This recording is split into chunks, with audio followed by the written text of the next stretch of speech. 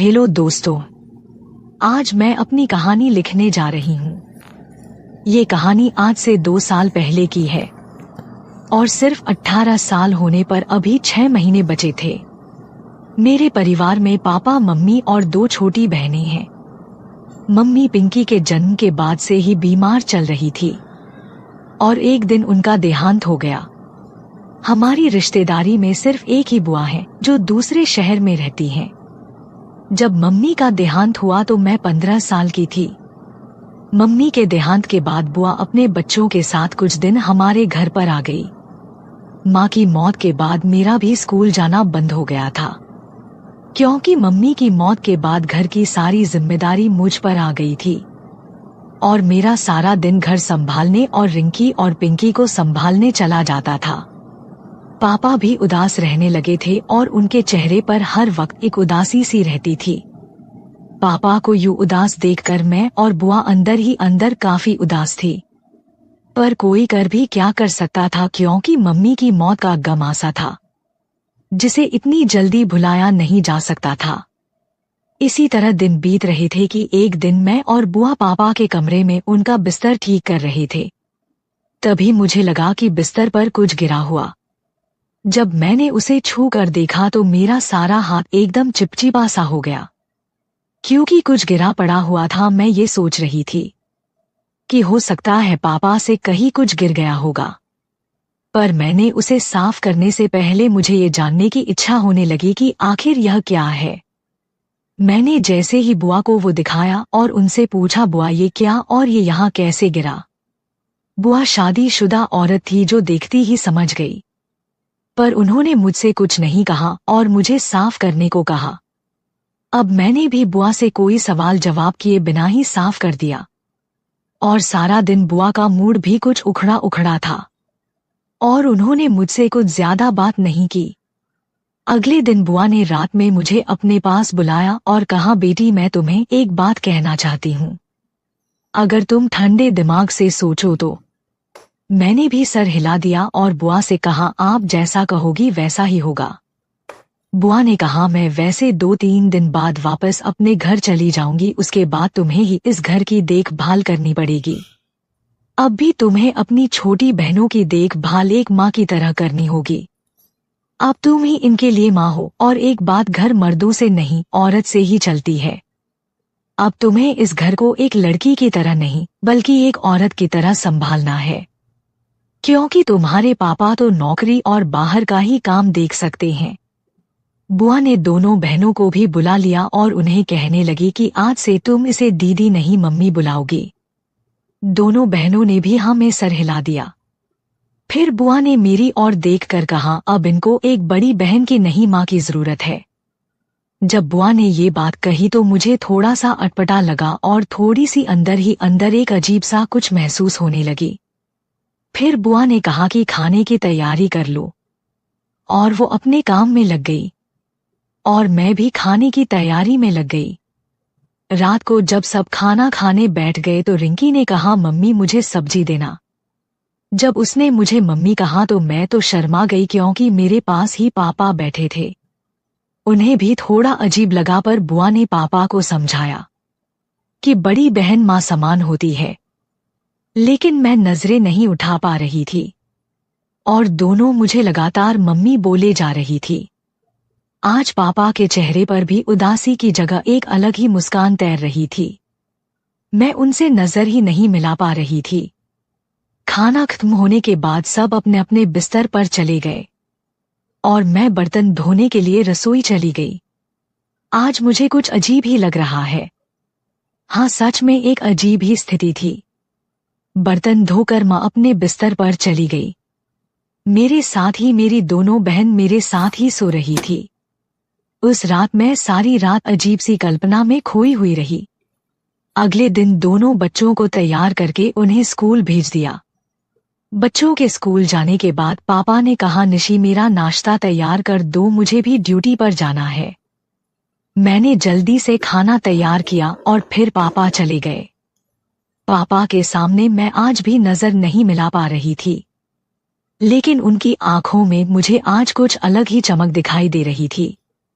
जैसे उन्हें कुछ मिल गया हो। पापा के जाने के बाद बुआ ने मुझसे कहा, निशी अब तुमने घर को अच्छी तरह संभल लिया है।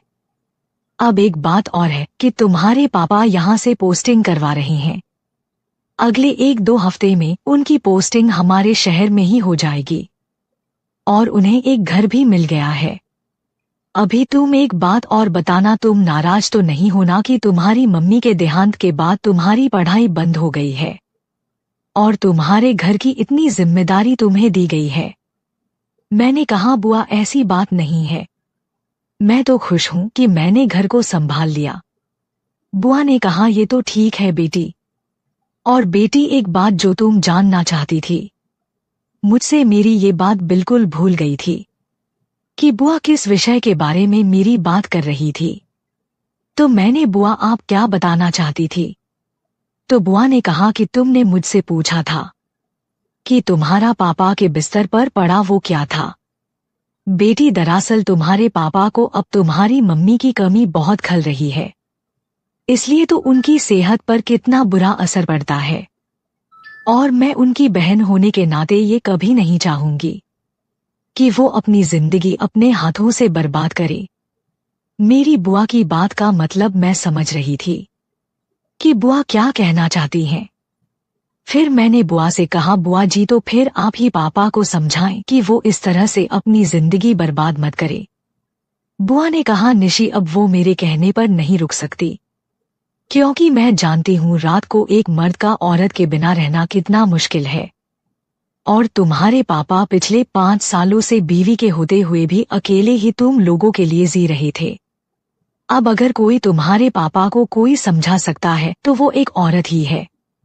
देखो, मेरी बात का बुरा मत मानना, जब तक तुम्हारी मम्मी थी तब तक मैंने तुम्हारे पापा से दूसरी शादी करने की बात भी नहीं की थी।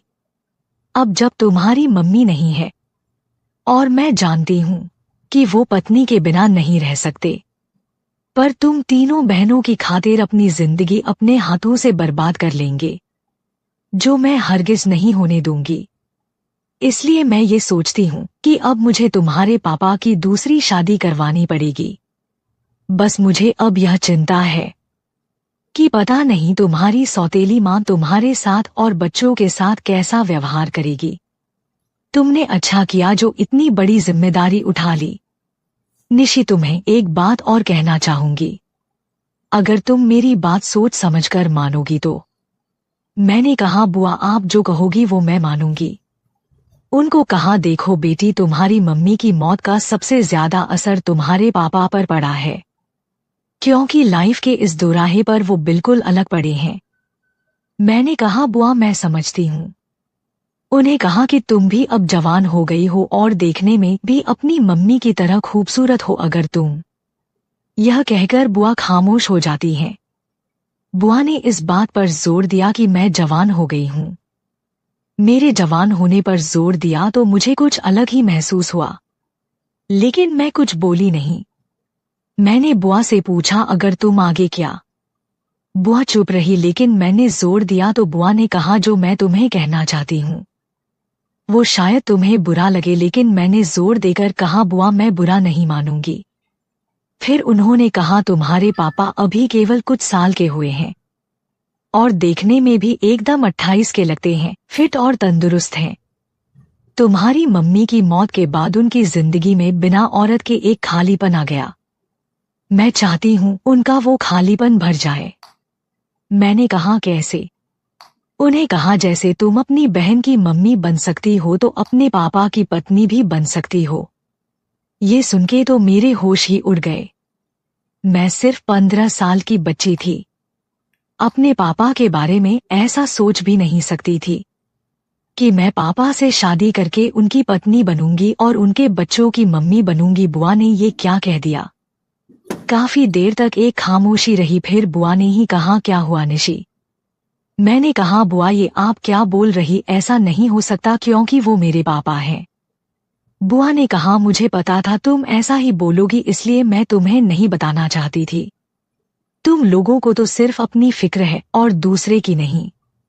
तुम तो 2 और 3 साल बाद शादी करके अपने घर चली जाओगी और फिर तुम्हारी बहनें भी चली जाएंगी।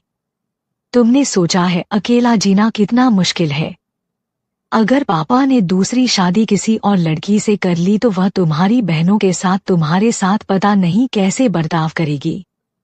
तुम ही देख लो, तुम्हारी मम्मी जिंदा थी तब तुम्हारे पापा कितने खुश थे, और अब देख लो, उन्हें एक औरत के प्यार की जरूरत है। अगर किसी दूसरी लड़की के साथ शादी कर भी ली जाए तो पता नहीं वो कैसी निकलेगी। वैसे भी अभी वो जवान है, स्मार्ट है, और तुम भी काफी खूबसूरत हो, अपने पापा को खुश रखने के काबिल हो। जवान लड़की को इस उम्र में साथी की बहुत चाहत होती है, वो तुम्हें हर तरह से खुश रख सकते हैं। अपने पापा से शादी करके तुम अपने पापा का जीवन और अपनी बहनों का भविष्य के साथ खुद भी एक अच्छी जिंदगी जी सकती हो। ये बात बुआ की बिल्कुल सच है। मेरा दिल थोड़ा सा पिघलने लगा। मैं पापा के बारे में सोचने लगी। सोचते सोचते ही बुआ ने मुझसे पूछा, क्या ख्याल है? बुआ को भी लगा मैं पिघल रही हूँ। बुआ ने कहा, निशी तुम ये मत सोचो कि तुम्हारे पापा हैं। बस एक बार सिर्फ ये सोचो कि वो एक इंसान ही है और तुम उनकी बेटी नहीं, एक औरत हो। क्या कमी है तुम्हारे पापा में? अभी भी बहुत सुंदर जवान हैं। और मुझे यकीन है कि अगर तुम्हारे पापा आज भी तुम्हारे जैसी किसी लड़की को प्रपोज कर दे तो शायद ही मना करे। तो फिर तुम क्यों नहीं, वो तुम्हें हर तरह से खुश रखेंगे। तुम दोनों एक दूसरे को अच्छे से जानते हो, क्योंकि मानो अगर एक बार तुमने कहा था, तुम्हें अपनी जिंदगी में कभी अपने इस फैसले पर पछताना नहीं पड़ेगा, इतनी खुशी मिलेगी तुम्हें। बोलो तुम क्या कहती हो? मैंने कहा हुआ वह मेरे पापा है, मैं उनकी बेटी हूँ, उन्होंने मुझे पैदा किया है। मैं अभी सिर्फ 15 साल की बच्ची हूँ, अभी हाई स्कूल भी पास नहीं किया। वह कभी नहीं मानेंगे बुआ, मुझे कुछ समय चाहिए सोचने के लिए। बुआ ने कहा 2 घंटे बाद तुम्हारे पापा घर आकर मुझे बस स्टैंड छोड़कर आएंगे, तब तक तुम सोच लो। मैंने कहा ये तो बहुत थोड़ा टाइम है। बुआ ने कहा सिर्फ 2 घंटे का टाइम ही तुम्हारे पास, तुम्हें ही फैसला करना है कि तुम मेरी भाभी बनोगी या मैं तुम्हारी बुआ ही रहूंगी। उसके बाद बुआ दूसरे कमरे में जाकर पैकिंग करने लगी। मैं अपने कमरे में ही पापा के बारे में सोचने लगी। मेरे पापा की हाइट 5 फीट 11 इंच के आसपास ही है और लंबे चौड़े हैं, और दिखें मैं बिल्कुल संजय दत्त की तरह है। उम्र 28 के लगभग दिखते हैं। पता नहीं क्यों आज उनके बारे में सोचते हुए मुझे एक औरत होने का एहसास हो रहा था। जब से बहनों ने मुझे मम्मी कहना शुरू किया तभी से मैं पापा की तरफ खिंची जा रही थी, और आज बुआ ने ये कहकर तो मुझे और उनके पास ढकेल दिया। वैसे मेरे पापा दिखने में बहुत हैंडसम और गोरे थे। वो इतने उम्र होने के बावजूद ही इतने बड़े नहीं लगते थे, बल्कि उनको देखकर तो ऐसा लगता था कि अभी उनकी उम्र 28 के आसपास है। और उनको देखकर किसी को यकीन न हो कि वो शादीशुदा हैं और 3 लड़कियों के पिता है, बल्कि जब मेरे उनके साथ कहीं जाऊं तो लोग कहते और सोचते थे कि वो मेरे पति हैं या फिर मेरे बॉयफ्रेंड है। उनको देखकर मेरी सहेली कहती थी, देख निशी हमारे जीजा जी आ गए, जीजू को अपनी जलेबी खिलाई कि नहीं। मैं धत कहकर शर्मा जाती थी। मैं तो क्या, कोई भी मेरे जैसा लड़की उनकी ओर आकर्षित हो सकती थी, क्योंकि एक लड़की अपने होने वाले पति में जो चाहती ही वो सब गुण पापा में थे। और उनको देखकर कोई लड़की उनको अपना जीवन साथी चुनने के लिए तैयार हो सकती थी, क्योंकि पापा एक औरत को हर तरह से खुश रख सकते थे, मन से धन से। और जब बुआ ने मुझसे कहा था कि पापा मुझे हर तरह से खुश रखेंगे तो मैं बुआ का मतलब समझकर शर्माने लगी, क्योंकि बुआ का मतलब पापा को मुझसे खुश करने के लिए मेरी तसल्ली से थी। मैं उठकर कमरे के ड्रेसिंग टेबल के पास पहुंच गई। मैंने एक लाल रंग का सलवार कुर्ता पहन रखा था। जैसे ही मैंने आईने की तरफ देखा, खुद को देखकर शर्मा गई। मैं शीशे में देखकर सोचने लगी, क्या सच मैं शादी के लायक हो गई? क्या मैं किसी के पत्नी बनने के लायक हो गई? मुझे खुद ही मेरे सवालों का जवाब मिल गया। मैं ये सब सोचकर हैरान हो रही थी कि मुझे ये क्या हो रहा था। आज से पहले ऐसा कभी नहीं हुआ और मैं पापा के बारे में सोचती धीरे धीरे खुद को मुस्कुराने लगी और खुद से ही बात करते कहने लगी, क्या सच है? मैं इतनी बड़ी हो गई हूँ कि किसी की पत्नी बनने के काबिल हो गई हूँ। ये सोचते ही मुझे बहुत खुशी होने लगी थी। बुआ ठीक ही तो कह रही थी। और मैं अपने बालों को ठीक करते हुए खुद से कहने लगी, मैं भी पापा की तरह हैंडसम, जवान और तंदुरुस्त जीवन साथी की कल्पना करती थी। तो पापा जी क्यों नहीं? मेरी तमन्ना पूरी होने के साथ मेरी बहनों का भी भविष्य सुरक्षित हो जाएगा। कोई अनजान मेरे साथ पता नहीं कैसे बर्ताव करेगा। वो मेरे पापा हैं, मैं जानती हूँ। मुझे बहुत प्यार करेंगे, पर डर लगता है कि मैं उनको झेल भी पाऊंगी कि नहीं और उनका साथ कैसे दे पाऊंगी। फिर मैंने सोचा, आज नहीं तो कल किसी ना किसी की पत्नी बनकर संभालना ही है। तो फिर पापा को क्यों नहीं संभाल सकती? आखिर वो एक मर्द ही और मैं एक औरत हूँ। और पापा भी आज जल्दी आ गए। जैसा ही मुझे इस बात का एहसास हुआ कि मेरे हाथ कहाँ पर है, तो मैं शीशे में खुद को देखकर ही शर्मा गई। तभी वहां पड़ी पापा की तस्वीर पर मेरा ध्यान गया। मैंने पापा की तस्वीर उठा लिया, गौर से पापा की तस्वीर देखने लगी। वैसे पापा का आकर्षण ही कुछ ऐसा था कि कोई भी लड़की उनकी ओर आकर्षित हो सकती थी, क्योंकि एक लड़की जो अपने होने वाले पति के साथ कुछ चाहती थी, वो सब गुण पापा में थे। उनका लंबा कद, चौड़ा सीना, जैसे देखकर कोई भी लड़की उनकी पत्नी बनने के लिए तैयार हो जाए। मैंने बुआ की बात मानकर मन ही मन में उनको अपना पति मान लिया। और पता नहीं उस समय मुझे क्या हुआ और मेरे पापा की तस्वीर देखकर ऐसे शर्माने लगी जैसे वो निहार रहे हो, और मैं अपनी आंखें झुका ली। या सोचने लगी कि बुआ ठीक ही कह रही थी कि वो मेरे पापा नहीं बल्कि मेरे होने वाले बच्चों के पापा ही थे। ये सब होते होते पता नहीं कब 2 घंटे बीत गए और पापा भी आज जल्दी आ गए। उन्हें बुआ को बस स्टैंड छोड़ने जाना था, इसलिए वो आज जल्दी आ गए। जब पापा घर आए तो पता नहीं मुझे आज कुछ ज्यादा ही अच्छा लग रहा था। मैं अब पापा यानी कि अपने पति को देखने लगी थी और मेरे मुंह से अचानक यह निकल गया, लगता है ये आ गए हैं। मुंह से ये सब निकलते ही खुद शर्मा कर बोली, हैरान अभी से ये क्या सोच रही हूँ। फिर बुआ मेरे कमरे में आई और मुझसे पूछा, निशी तुमने क्या फैसला किया? तुम मेरी क्या बनना पसंद करोगी? मुझे बड़ी शर्म आ रही थी, पर बुआ ने मुझसे फिर कहा, बताओ निशी तुम मेरी क्या बनना पसंद करोगी? तो मैंने थोड़ा सा शर्मा कर अपना मुंह नीचे करके धीरे धीरे मुस्कुराने लगी। मेरे गाल शर्म से लाल हो चुके थे। मेरी जुबान मेरा साथ नहीं दे रही थी। मेरे चेहरे पर मुस्कुराहट देखकर बुआ भी समझ चुकी थी, पर वो मेरे मुंह से सुनना चाहती थी। बोलो ना निशी, क्या बनोगी? तुम मेरी भाभी बनोगी और या फिर मैं तुम्हारी बुआ ही रहूंगी? इस बार मैंने बुआ की बात सुनकर मैंने बहुत ही धीमे से कहा, मैं आपकी भाभी, और अपना चेहरा छुपा लिया। बुआ ये सुन के मेरे पास आई और मुझे गले लगा के कहा, सच बनोगी तुम मेरी भाभी? तो मैंने भी शर्मते हुए आंखें नीचे किया, मुंह हिलाकर अपनी रजामंदी बता दी। बुआ ने मुझे अपनी बाहों में कस ली तो उसके पास लिया और खुशी के मारे कहते हुए, ओ भाभी, मेरी भाभी, तुमने बहुत ही अच्छा फैसला लिया है। आज से मैं आपको भाभी कहूंगी और आप मुझे बुआ नहीं दीदी कहोगी। मैंने हाँ में सर हिलाया। बुआ, अब मुझे बड़ी इज्जत से तुम नहीं कर पाए हैं। जो मैं अपनी माँ वे कोई आप बोल रही थी, जिससे मुझे अच्छा लग रहा था और साथ ही मुझे कुछ अटपटा लग रहा था।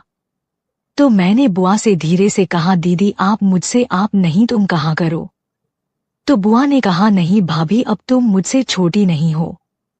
मैं हैरान थी, मैं तो उनसे काफी छोटी हूँ, पर फिर से ये मुझे ऐसा क्यों कह रही हैं?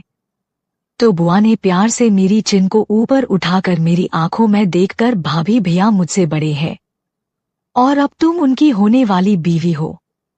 इस नाते आपका पद बड़ा ही और मेरा आपकी इज्जत करना फर्ज है। मैं बुआ की बात का मतलब समझ चुकी थी। फिर बुआ मुझसे एक बार और गले लगाकर मेरी आंखों में देखकर बोली, भाभी अब से इस घर की लक्ष्मी हो, इस घर की इज्जत, इस घर की मालकिन। और सबसे बड़ी बात भाभी, अब से तुम इस घर की ही नहीं हो, भैया के दिल की भी मालकिन हो। बुआ ने मुझसे एक शरारत के लिए कहा था, जिससे मैं बुरी तरह से शर्मा गई। बुआ ने फिर मुझसे कहा, भाभी मुझे यकीन है कि जिस तरह तुमने घर को संभाला उसी तरह से आप भैया को भी संभाल लोगी। मैं धीरे से बोली, बुआ मैं कोशिश करूंगी। बुआ बोली, भाभी अब से बुआ नहीं दीदी कहा करो, भैया से रिश्ता बदलेगा तो मुझसे भी बदलेगा ना।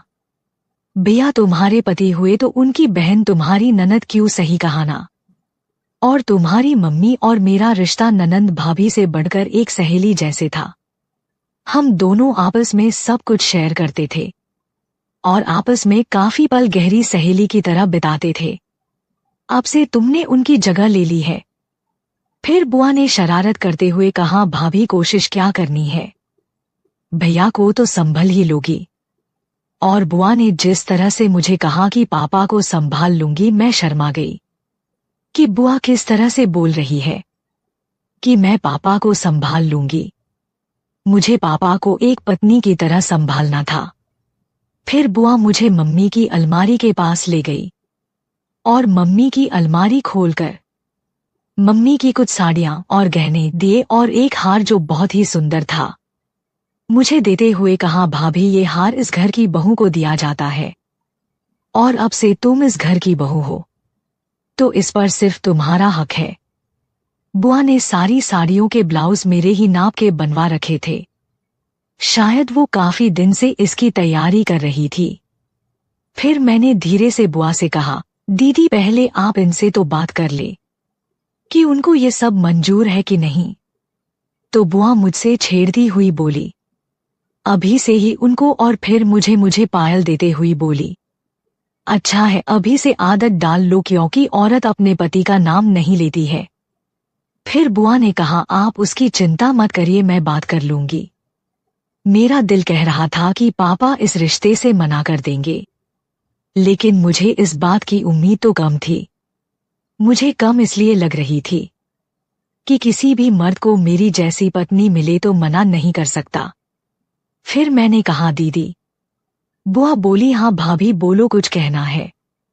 मैं बोली, दीदी अगर ये शादी होती ही तो बच्चे, मेरा मतलब रिंकी और पिंकी, उनकी मम्मी मैं ही रहूंगी। बुआ बोली, ये भी कोई कहने की बात है, तुम ही उनकी माँ रहोगी, कोई उनको कुछ नहीं बताएगा। पर भाभी मैं तो कहती हूँ उनकी माँ तो तुम हो और भैया के साथ शादी के बाद आप लोग एक बच्चा कर लो। बुआ के मुंह से पापा और अपने बच्चे की बात सुनकर मैं शर्म से पानी पानी होते हुए चेहरा झुकाकर धीरे से बोली, दीदी मैं बच्चे के लिए मना थोड़े ही कर रही हूँ, पर मैं उस लायक तो हो जाऊं। दीदी मुझे 6 साल का समय तो दो, मैं तो बस ये कह रही हूँ कि और बच्चे होने से आपके भैया का प्यार रिंकी और पिंकी के लिए कम ना हो, और तब तक यह बच्चे भी बड़े और समझदार हो जाएंगे, हमारा प्यार भी नहीं बटेगा। बुआ बोली, तुम क्या कुछ सोच रही हो, ऐसा कुछ नहीं होगा, बस तुम दोनों को प्यार होना चाहिए। बुआ शरारत करते हुए बोली, मैं सब समझती हूँ, तुम अभी क्यों मना कर रही हो, ताकि अपने पापा के साथ। मैंने कहा, धत दीदी कैसी बातें कर रही हैं। दीदी बोली, अपनी भाभी के साथ मजाक भी नहीं कर सकती, अब हम सहेली हैं नंद भाभी होने के साथ। फिर पापा उनका सामान उठा के गाड़ी की डिग्गी में रखने लगे। फिर बुआ ने कहा, भाभी तुम भी हमारे साथ बस स्टैंड चलो। मैंने पापा की तरफ देखा तो उन्हें बैठने का इशारा किया। मैं जैसी ही पिछली सीट पर बैठने लगी, बुआ ने कहा, निशी तुम यहाँ बैठो, और मुझे आगे बैठा दिया। मैं आगे बैठ गई, लेकिन आज आगे बैठने का कुछ अलग ही माहौल महसूस कर रही थी। हम बस स्टैंड पहुंच गए और बुआ को बैठाकर घर की तरफ चल दिए।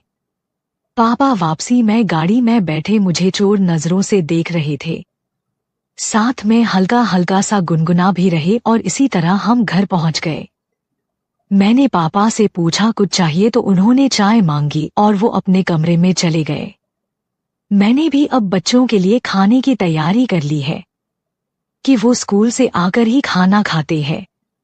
शाम को मैं खाने की तैयारी करने लगी और टीवी देखने लगी। वैसे तो हम सब एक साथ खाना खाते थे, लेकिन आज मैंने पापा और बच्चों को पहले खाना खिलाया। पापा ने मुझे भी साथ बैठकर खाने को कहा, तो मैंने कहा आप लोग खा लीजिए, मैं बाद में खा लूंगी। और सब खाना खाकर अपने कमरे में चले गए। मैं पापा के जूठे बर्तन उठाने लगी। फिर मैंने कुछ सोचकर उसको वही रहने दिया और पापा के जूठे बर्तनों में ही खाना खाया और जूठे गिलास से ही पानी पिया। आखिर एक पत्नी का धर्म होता है पति का जूठा खाना, और मैंने अभी से पापा को अपना पति मान लिया था। पता नहीं मैं ऐसा क्यों कर रही थी, लेकिन आज मैंने जैसे ही पापा के झूठे गिलास से पानी पीने के लिए उसे अपने होठों से लगाया, मुझे आज अलग ही फील हो रहा था। मुझे बड़ा ही अजीब और अच्छा लग रहा था। मुझे लगा कि बुआ ने कहा मेरे और पापा के रिश्ते के बारे में मैंने खुद ही सोचा हो और मुझे इमोशनल करके इस रिश्ते के लिए राजी कर लिया हो, और मैं भी ना समझ जो हाँ कर बैठी, पर पापा जो इस रिश्ते के लिए कभी हाँ ना करे हो सकता है पापा को इस बारे में पता ही ना हो। आखिर मेरी बेटी थी मैं ये जानने के लिए कि पापा ने इस रिश्ते के बारे में मुझे पता भी है कि, और फिर बुआ ने खुद अपने मन से इस नए रिश्ते को जोड़ने के कदम बढ़ाए ही मुझे पापा से इस बारे में बात करनी चाहिए। मैं पापा के रूम के पास पहुंची और जैसे ही मैं अंदर जाने लगी तो खिड़की खुली देखकर मैं रुक गई, और जो मैंने पापा के रूम में देखा मुझे अपने सवाल का जवाब मिल गया। आज सुबह पापा जिस तरह से मुझे देख रहे थे, मुस्कुरा रहे थे, वो एक पिता की नजर नहीं थी। मैं समझ गई बुआ ने पापा को सब कुछ पूछ कर किया है। मैं अभी पापा से शादी के बारे में मेरी सोच ही रही थी और पापा ने एक पति की प्रैक्टिस जोर शोर से कर रहे थे। आज इतने दिनों के बाद पापा के चेहरे पर खुशी देखकर मुझे समझ आ गई थी कि बुआ ने पापा से पूछकर इस बात को आगे बढ़ाया है। मेरा कहना था कि पापा को मेरे और उनके बीच नए रिश्ते के लिए कोई ऐतराज नहीं है। मुझे मेरे सवाल का जवाब मिल गया। पापा ने मेरे साथ मैदान में उतरने से पहले अभ्यास शुरू किया था। पापा की इतनी जोरदार प्रैक्टिस देखकर मुझे इस बात का अंदाजा हो गया था कि अब मेरा मुकाबला कितने जोरदार खिलाड़ी से होने वाला है। मैंने भी अब इस रिश्ते को दिल से स्वीकार कर लिया था। मैं अपने कमरे में आ गई, लेकिन मेरी आंखें में नींद कोसों दूर थी। मेरे बिस्तर पर बैठी सोचने लगी। बार बार मेरी आंखों के सामने पापा की तस्वीर आने लगी और सोच के मेरे चेहरे पर शर्म और मुस्कुराहट आ गई कि पापा भी अब मेरे साथ नए रिश्ते को बनाने को उत्साहित थे। अब मैं हाउसवाइफ की तरह सोचने लगी जिसके 2 बच्चे और एक पति है। मैंने बुआ की दी हुई साड़ियां उठाई और ब्लाउज उठाया, एक अच्छी सी साड़ी चुनी और मैचिंग ब्लाउज सेलेक्ट किया। उसको लेकर मैं बाथरूम में गई और बुआ की दी हुई साड़ी पहनकर बाहर ड्रेसिंग टेबल के सामने आ गई। फिर मैंने मम्मी के गहने उठाए और एक एक करके सब गहने, पैरों में पायल, गले में हार, हाथों में सोने की चूड़ियां और मांग का टीका सब पहनने के लिए। आखिर में एक चुटकी सिंदूर और मम्मी का मंगलसूत्र अपने गले में बांध के देखा तो मैं काफी सुंदर दिख रही थी। अब मैं बिल्कुल नई नवेली दुल्हन की तरह लग रही थी। मैं अपने आप को इस रूप में देखकर खुद ही शर्मा रही थी। अगले दिन रविवार का दिन था। पापा बोले निशी चलो कहीं बाहर घूम के आते हैं। मैं परेशान हूँ, पापा आज इतने खुश कैसे हैं और मुझे कुछ अलग ही नजर से देख रहे हैं। फिर मुझे पापा का मुझे इस तरह से देखना अच्छा लग रहा था। मैं ये सोच के खुश भी थी और थोड़ी परेशान भी। फिर सोचा जो होगा देखा जाएगा। आखिर मुझे संभालना ही होगा क्योंकि अब वो मेरे पति जो बनने वाले थे। तो पापा की बात सुनकर पापा से बोली, जी पापा, और फिर मैं और बच्चे नहा धोकर तैयार हो गए। तो पापा ने एक पैकेट मुझे दिया और कहा ये निशी ये लो। जब मैंने उनसे पूछा कि ये क्या है तो पापा ने कहा ये तुम्हारे लिए ड्रेस ही है और मैं चाहता हूँ कि तुम ये पहनकर मेरे साथ घूमने चलो। मैंने पापा से वो पैकेट ले लिया और जब वो पैकेट मैंने खोला तो उसमें एक लाल रंग का सूट और लाल रंग की ही चूड़ियां थी। मैंने वो ड्रेस पहन ली और चूड़ियां भी, और हम गाड़ी की तरफ चल दिए। गाड़ी में रिंकी बोली कि मैं आगे बैठूंगी तो पापा बोले नहीं बेटा, मम्मी को बैठने दो, अगली सीट पर मम्मी ही पापा के साथ बैठती हैं। ये सुनकर मैं आगे की सीट पर बैठ गई। मुझे अच्छा लगने लगा। पापा बोले निशी एक बात कहूं, अगर बुरा ना मानो तो। मैंने कहा जी कहिए पापा। उन्हें कहा जब से दोनों बच्चों तुम्हें मम्मी कहने लगी हैं तो तुम मुझे पापा मत कहो प्लीज। मैंने पूछा क्यों, तो उन्हें कहो कि तुम भी पापा कहोगी और बच्ची भी कहेंगे, लेकिन तुम्हें बच्चे मम्मी कहते हैं तो इन बच्चों की मम्मी तुम हो, बच्चों का पापा मैं हूँ, इसलिए तुम मत कहो।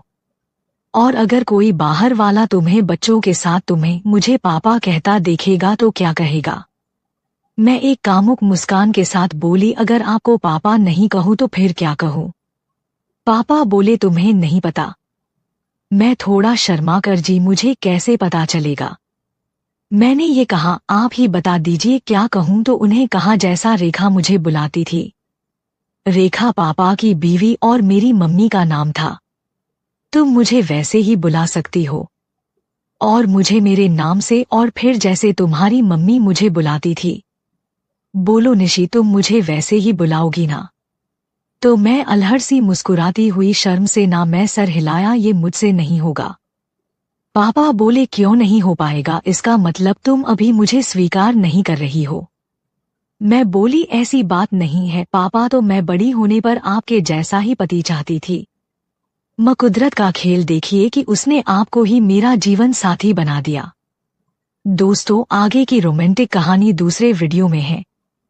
हेलो दोस्तों, आपको यह कहानी कैसी लगी कमेंट बॉक्स में जरूर बताएं।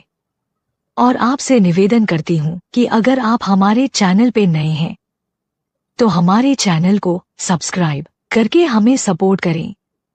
हम आपके लिए रोमांटिक कहानियां लाते रहेंगे। धन्यवाद।